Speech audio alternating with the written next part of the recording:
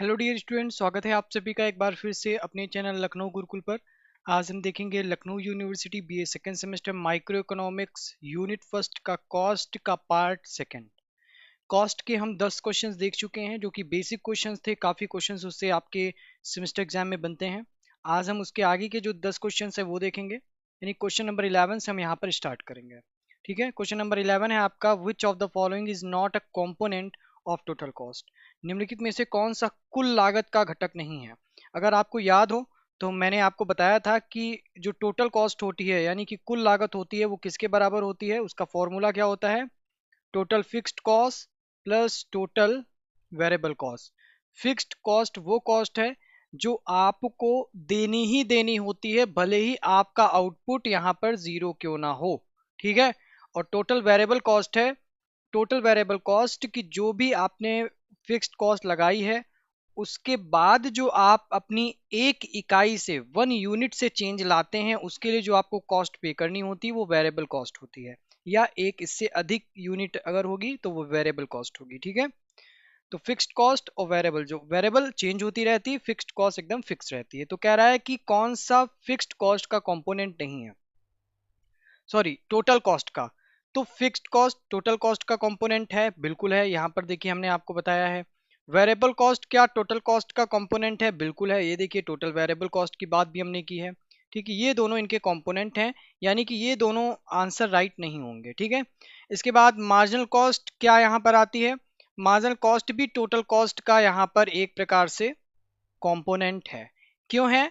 क्योंकि हमें पता है कि यहाँ पर जितना भी हमारी यूनिट्स में चेंज हुआ है, ठीक है, और उतना ही अगर हमारे आउटपुट में चेंज होता है तो उसके लिए जो हमें कॉस्ट देनी पड़ती है वो हमारी मार्जिनल कॉस्ट आ जाती है। ठीक। अब देखते हैं कि एवरेज कॉस्ट, एवरेज कॉस्ट क्या है? एवरेज रेवेन्यू, एवरेज रेवेन्यू यहाँ पर टोटल कॉस्ट का कंपोनेंट नहीं है, क्योंकि ये रेवेन्यू इनकम की बात करता है। ठीक है, ये इनकम की बात करता है, इस वजह से कंपोनेंट नहीं है। तो ये ऑप्शन नंबर डी आपका राइट आंसर पर होगा। ठीक है बच्चों, अब बढ़ते हैं आगे और देखते हैं अगला क्वेश्चन है आपका, total cost curve. The total cost curve TC curve is. तो कुल लागत वक्र है। कुल लागत वक्र क्या होता है? देखिए, always upward sloping, always downward sloping, U shaped, U shaped in the short run and upward sloping in long run, U shaped in long run and downward sloping in the short run. ठीक है। तो यहां पर अब आपको ध्यान देना है, हम बात कर रहे हैं टोटल कॉस्ट की। ठीक है। टोटल कॉस्ट यहां पर बात कर रहा है कि अगर देखा जाए ये आपका ग्राफ है, ये आपकी यहाँ पर फिक्स्ड कॉस्ट है, टोटल फिक्स्ड कॉस्ट। ठीक है, टीएफसी। ठीक, टोटल फिक्स्ड कॉस्ट है। और जो टोटल वेरिएबल कॉस्ट होती है आपकी, जो टोटल वेरिएबल कॉस्ट होगी वो कहाँ से होगी? वो आपकी यहाँ से होगी। ये हुई आपकी टोटल टोटल वेरिएबल कॉस्ट। ठीक, अब जो फिक्स्ड कॉस्ट होगी वो आपकी यहाँ से स्टार्ट होगी। ठीक है, और इनके बीच का जो अंतर आता है, डिफरेंस आ रहा है, ये आपका टोटल फिक्स्ड कॉस्ट ही है। ठीक, तो ये वाली जो है वो है टोटल कॉस्ट। ठीक है, और ये जो टोटल कॉस्ट है यहाँ पर आप देख रहे हैं कि अपवर्ड स्लोपिंग है, अपवर्ड ऊपर की ओर स्लोप है। ठीक है, फिर इसके बाद क्या कह रहा है, ये डी ऑप्शन देख लीजिए। देखिए डाउनवर्ड तो नहीं होगी, ये तो नहीं होगा। ठीक है, you सेप्ड in the short run, short run में यू सेप्ड है? बिल्कुल नहीं है, ये तो होगा ही नहीं। ठीक है, इसके बाद है you सेप्ड in long run and downward sloping in the short run. Short run में डाउनवर्ड स्लोपिंग है? नहीं है, तो ये भी आपका नहीं होगा। और ऑलवेज अपवर्ड स्लोपिंग, ये अपवर्ड स्लोपिंग आपका हमेशा रहता है। तो ऑप्शन नंबर ए इसका राइट आंसर होगा। ठीक है, अब बढ़ते हैं आगे। अगला है कि मार्जिनल कॉस्ट इज, जो मार्जिनल कॉस्ट है वो क्या है? सीमांत लागत क्या होती है?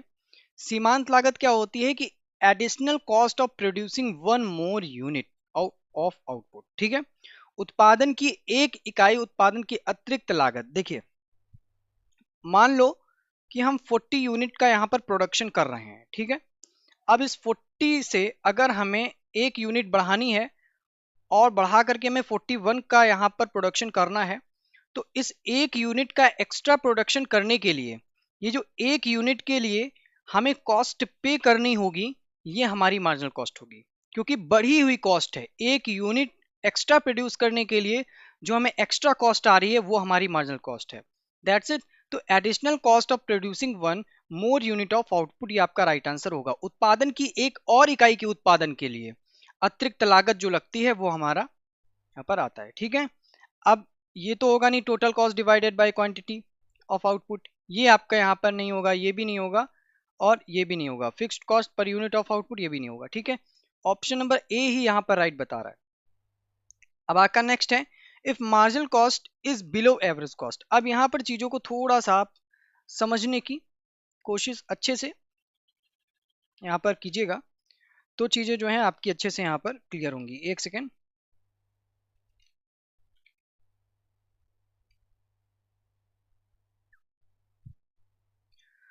हाँ, अब देखिएगा क्वेश्चन कह रहा है कि if marginal cost is below average variable cost. ठीक है, देखिए जो एवरेज वेरिएबल कॉस्ट है उसका शेप कैसा होता है, ये आपकी एवरेज वेरिएबल कॉस्ट है।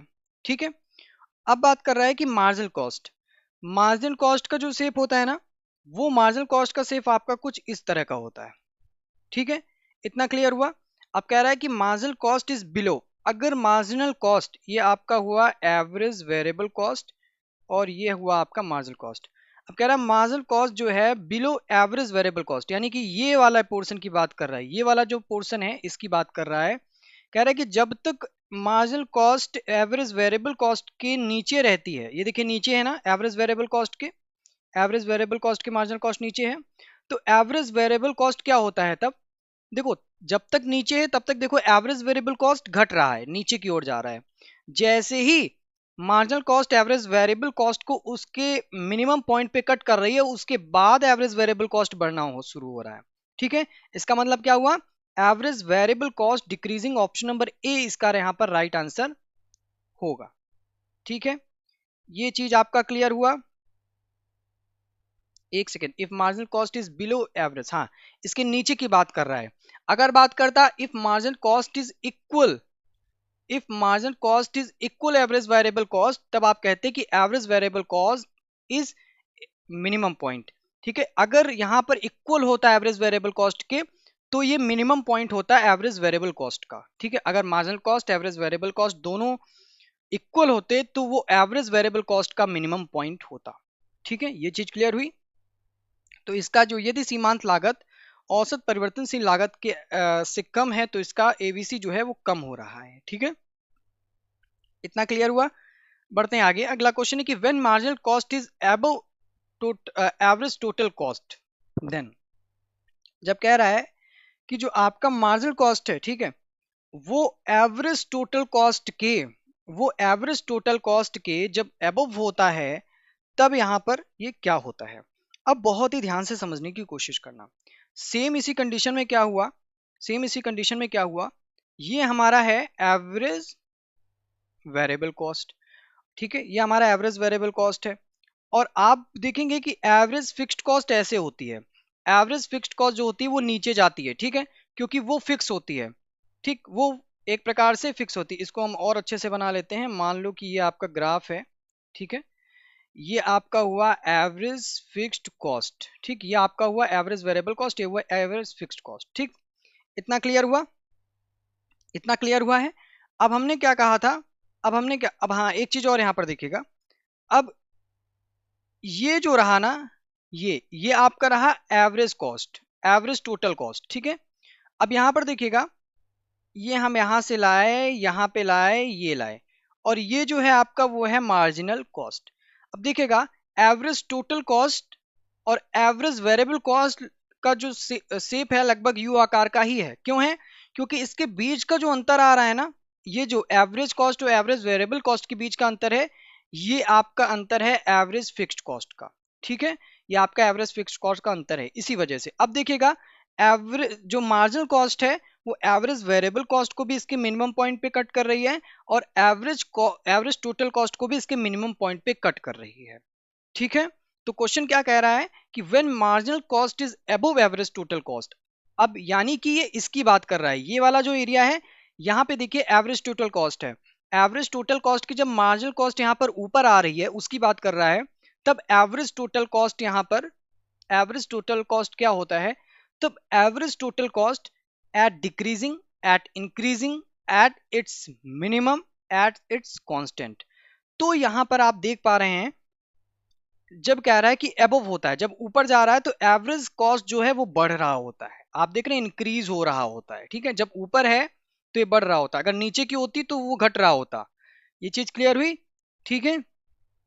तो एवरेज टोटल कॉस्ट है वो इंक्रीज हो रहा है, ऑप्शन नंबर बी इसका राइट आंसर होगा, ठीक है। अगर पूछता कि इक्वल है तो यहां पर मिनिमम होता एवरेज टोटल कॉस्ट के। अगर मार्जिनल कॉस्ट और एवरेज टोटल कॉस्ट इक्वल होता तो एवरेज टोटल कॉस्ट यहां पर मिनिमम होता। ये पॉइंट क्लियर हुआ, ठीक है। अब बढ़ते हैं आगे की average fixed cost AFC is, औसत स्थिर लागत क्या है? देखिए नाम से ही पता चल रहा है, स्थिर मतलब स्थिर है, वो देना ही पड़ेगा, ठीक है। तो ये हमेशा स्थिर रहती है, ठीक है। उत्पादन बढ़ने के साथ घटता है। एक सेकेंड एक सेकेंड एक सेकेंड, एवरेज फिक्स्ड कॉस्ट, ठीक है। हाँ, एवरेज फिक्स्ड हमेशा स्थिर रहता है, इसमें कोई दो राय वाली बात नहीं है, ठीक है। लेकिन लेकिन यहां पर जब आप एवरेज टोटल कॉस्ट को, सॉरी एवरेज फिक्स्ड कॉस्ट को, एवरेज फिक्स्ड कॉस्ट को यहां पर आप एवरेज कॉस्ट से क्वांटिटी, जो भी आपकी क्वांटिटी उससे अगर आप यहां पर डिवाइड करेंगे ना, जो भी यूनिट होगी उससे डिवाइड करेंगे तो एवरेज फिक्स्ड कॉस्ट है वो कम होता जाएगा, वो यहां पर कम होता जाएगा अगर एवरेज फिक्स्ड कॉस्ट को आप यूनिट से यहां पर डिवाइड करते जाएंगे। लेकिन यहाँ पे बात कर रहा है कि रहता है तो स्थिर ही रहता है, चेंज नहीं होता है। अगर उसको डिवाइड नहीं कर रहा है तो वो एकदम स्थिर रहेगा, वो तो देना ही देना है आपको, ठीक है। अब अगला है when average total cost is at its minimum, जब एवरेज टोटल कॉस्ट अपने मिनिमम, अभी मैंने आपको बोला ये एवरेज टोटल कॉस्ट है, ये जो आ रहा है ये एवरेज, और एवरेज टोटल कॉस्ट अपने मिनिमम पॉइंट पे है, ये देख रहे हैं ये मिनिमम पॉइंट है, अपने मिनिमम पॉइंट पे होता है। तो क्या होता है कि जो मार्जिनल कॉस्ट है वो एवरेज टोटल कॉस्ट के इक्वल होती है, क्योंकि marginal cost average total cost को उसके मिनिमम पॉइंट पे कट करता है, ठीक है।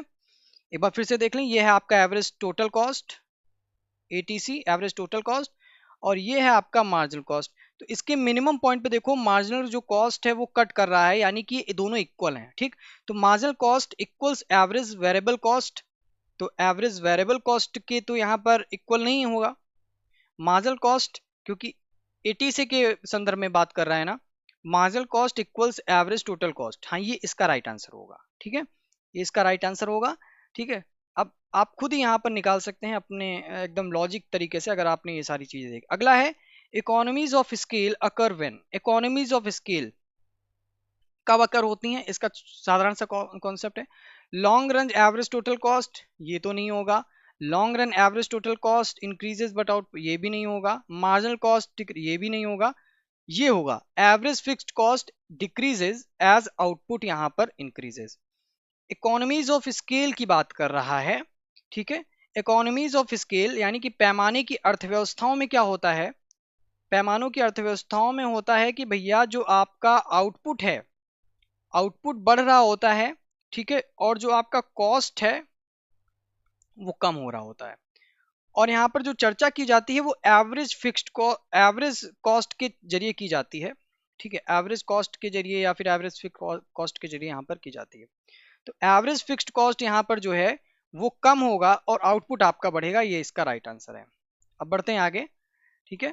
क्वेश्चन नंबर 19 है आपका कि डिस इकोनॉमीज ऑफ स्केल अकर, जो अब इसके विपरीत पूछ रहा है तो स्वाभाविक है यहाँ पे ये ऑप्शन थोड़ा गलत है, ठीक है। यहाँ पे होगा कि average fixed cost, average fixed cost यहाँ पे क्या होता है, कॉस्ट जो होता है वो आपका इंक्रीज करता है, एज आउटपुट यहाँ पर डिक्रीज करता है, ठीक है। इसको चेंज कर लेना, ठीक है। आउटपुट बढ़ने पर, आउटपुट बढ़ने पर एवरेज फिक्स्ड कॉस्ट यहाँ पर घटती है।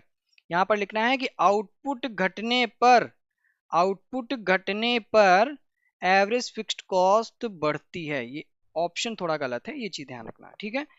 अर्थव्यवस्था यानी कि जो इकोनॉमीज ऑफ स्केल होता है उसमें क्या होता है, आउटपुट बढ़ता है कॉस्ट घटता है।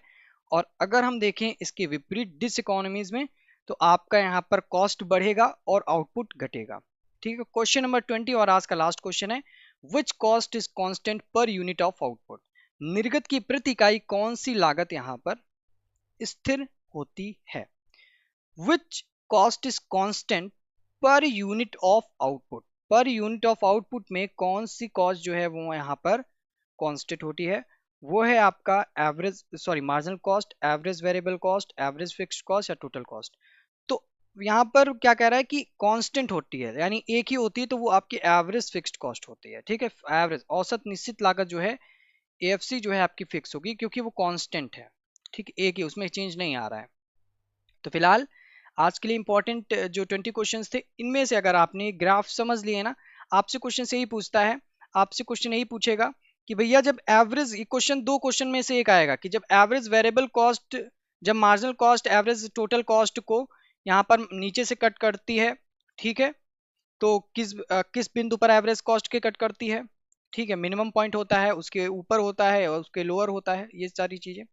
और फिर यही चीज एवरेज वेरिएबल कॉस्ट के संदर्भ में पूछेगा कि भैया अगर एवरेज वेरिएबल कॉस्ट, अगर एवरेज वेरिएबल कॉस्ट को यहाँ पर जो मार्जिनल कॉस्ट है वो एवरेज वेरिएबल कॉस्ट के नीचे है, तो एवरेज वेरिएबल कॉस्ट घटता है, बढ़ता है, कि क्या होता है, कम होता है, इक्वल होता है, ये सारी चीजें। ठीक है, आई होप आपको समझ में आया होगा। ठीक है, यहाँ पर ऐसे क्वेश्चंस आपके यहाँ पर एंट्रेंस, सॉरी, सेमेस्टर एग्जाम में पूछेगा। तो फिलहाल आज के लिए इतना ही, मिलते हैं नेक्स्ट वीडियो में जिसमें हम बात करेंगे कुछ क्वेश्चंस आपके रहेंगे रेवेन्यू के। ठीक है, तो फिलहाल आज के लिए इतना ही, थैंक यू सो मच।